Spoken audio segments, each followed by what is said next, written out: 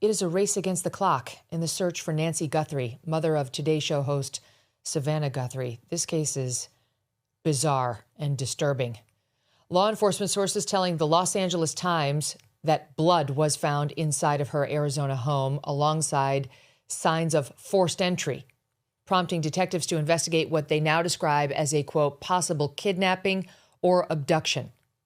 Fox News reporting this morning that their sources say, quote, blood drops were also found leading from the entryway outside down the house's pathway toward the driveway.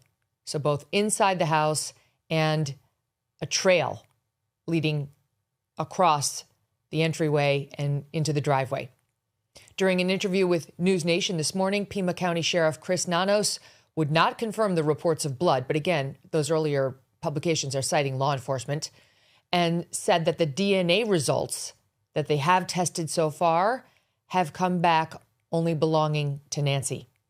We're not confirming whether there was blood in the home or any of that. What we're saying is we do have evidence that we submitted to DNA labs, actually through other sources that we use, and they have confirmed that the DNA that we found was, in fact, belonged to Nancy, the Savannah's mom, which we were hopeful that it would give us a different profile than just hers, but that's where we're at with the DNA. We have other items that we submit for DNA research and see what that comes up, but that was the first submittal we've got back, and we'll continue to wait for lab results, see if we find something else. So, if those reports are real and accurate, Nancy Guthrie was bleeding. She was hurt somehow inside the house. She was bleeding as she was taken outside of the house. And so far, no DNA belonging to somebody else. That doesn't mean no one else was there. It just means no one else left DNA, at least not that they've found so far there. Although, with touch DNA being what it is in today's day and age, let's just wait and see on that. I'm sure they did a comprehensive testing of all the surfaces, and certainly anything that was near the blood trail, to see whether they could get touch DNA. And was this person, if they actually took her, so careful, Brian Kohlberger-like, that every inch of their person was covered? The odds are against it. The sheriff confirmed that they are still waiting on the results of additional items that have been tested. Time remains crucial in this case, with the sheriff warning that if Nancy does not get certain medication within 24 hours, it could be fatal. I mean, he said that yesterday. She was taken Saturday night, we believe, overnight Saturday into Sunday. And now here we are Tuesday. He issued a direct plea to whomever may be holding her.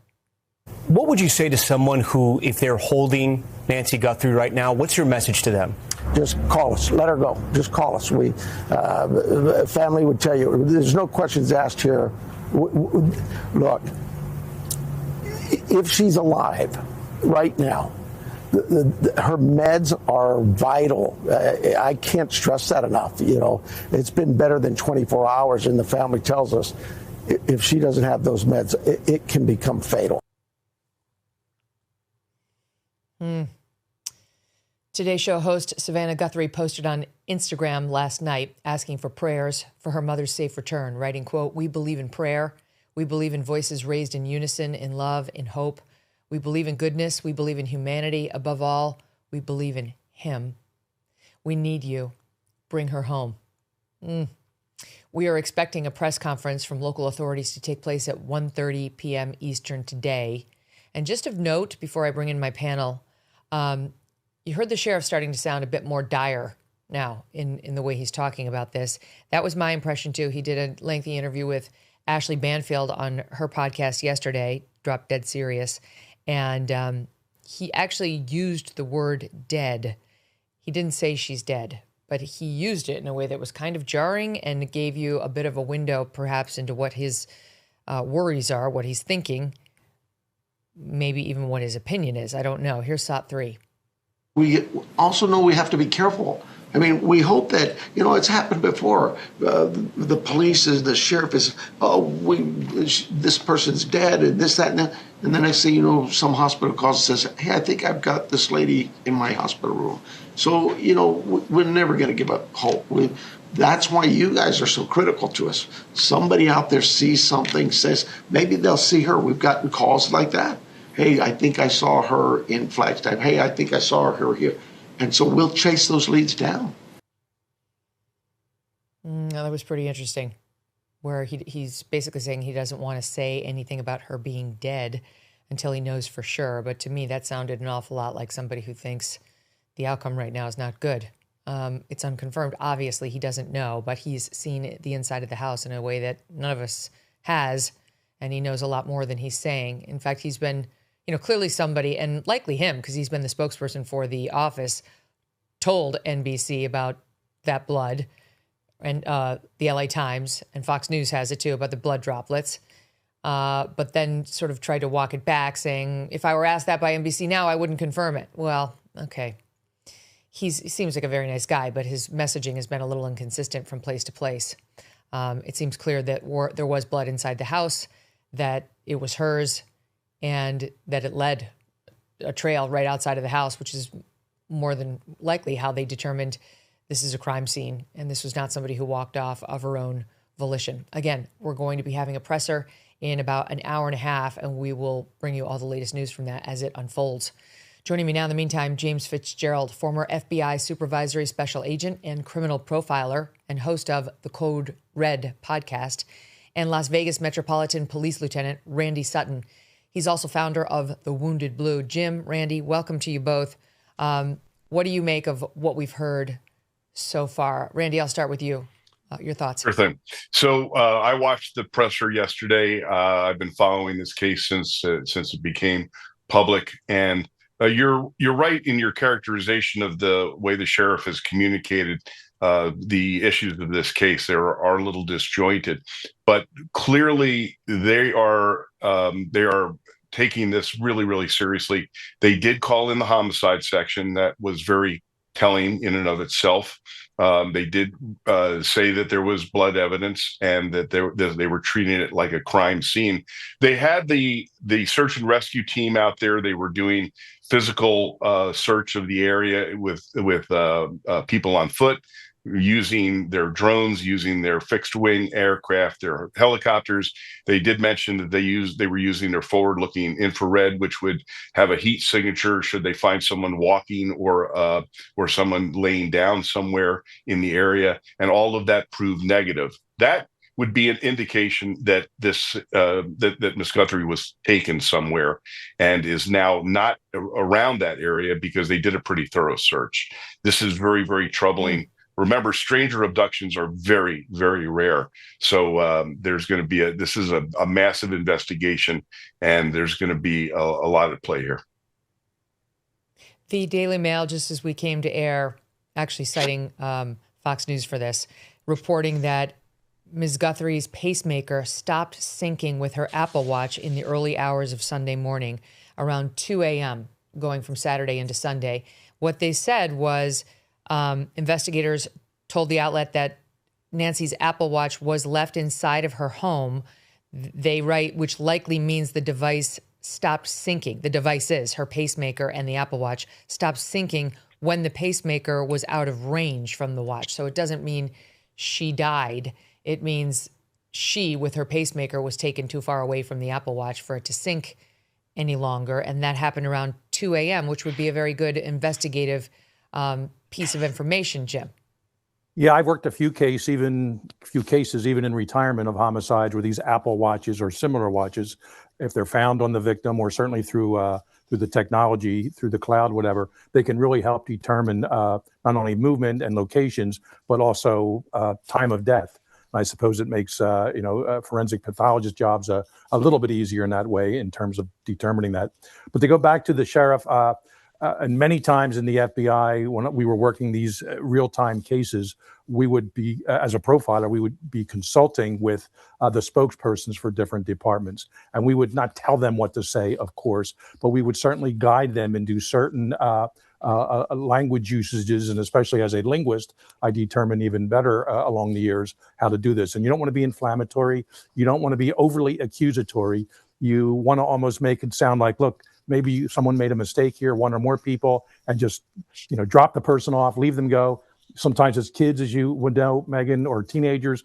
It's not too often we get 84-year-old people like this. The blood is not a good sign either, whether it was arterial bleeding, meaning it's much more serious, or not.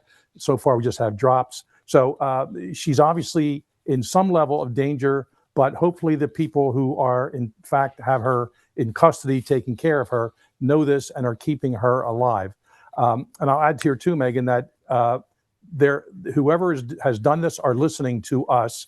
I don't mean us personally at this very moment, but they are following the media on this. If you have even a modicum of sophistication to you when committing these types of crimes, you're going to be following the media to find out what they know and get everything possible to help protect yourself and carry out the crime. And let's hope that's all they want to do is carry out the crime, get some money, and perhaps move on from there and not harm her. Randy, what do you make of the fact that yesterday the sheriff started off with a presser in the morning where he offered some detail, and then as the day went on, seemed to be amping up his messaging around this, using the word kidnapping, using the word taken, abducted, and obviously, I think it was him who leaked the stuff about the blood to the LA Times and possibly Fox, because he's been the main spokesperson. I'm just assuming. I could be wrong. But in any event, we saw more and more of him. I saw him everywhere. He was on CBS. He was on ABC. He was on NBC. He was on Fox. He was with Ashley Banfield. He was with some other podcasts. Like, clearly, he made the decision to try to get out anywhere and everywhere that asked for him. Yeah, and the terms that he used did escalate from. He was couching his terms a little bit more diplomatically during his press conference, but as the day went on, there were more and more details that leaked out. So why? Why? To tell you the truth, I don't know why. I can't even begin to guess, other than in watching his press and his interviews. He's not a very polished individual when it comes down to communicating what he should be communicating to the public. Reference this crime.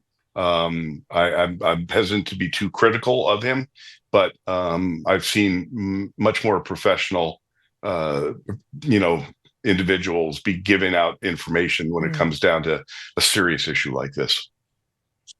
I would imagine if what they really need is press coverage, which clearly they've made a decision they need press coverage, it won't be long now before we hear from Savannah, because if there's one person involved in this case who can get the media to run a soundbite on every single television station there is and to be quoted in all the newspapers, it's Savannah Guthrie. But what a terrible position for her to have to be in, to, have to come out in front of the cameras and make a comment right now when she doesn't know what's happened to her mother. My heart goes out to her. International disputes, inflation, rising national debt, digital currency. There is a never-ending list of reasons that gold has risen over 700% in the last 20 years. And a never-ending list of reasons smart Americans diversify a portion of their savings into precious metals with Birch Gold Group. Gold can thrive during uncertainty, which is why it's a crucial part of a balanced strategy. It gives you peace of mind, given all the events that could impact the U.S. economy. See if holding gold in a tax-sheltered retirement account is right for you. Birch Gold can help you convert an existing IRA or 401k into an IRA in gold. Just text MK to the number 989898 to receive your free info kit on gold. There's no obligation, just useful information. With an A+ rating from the Better Business Bureau and tens of thousands of happy customers, consider letting Birch Gold help you diversify with gold, so you too can have peace of mind regardless of the uncertainty. Text MK to the number 989898.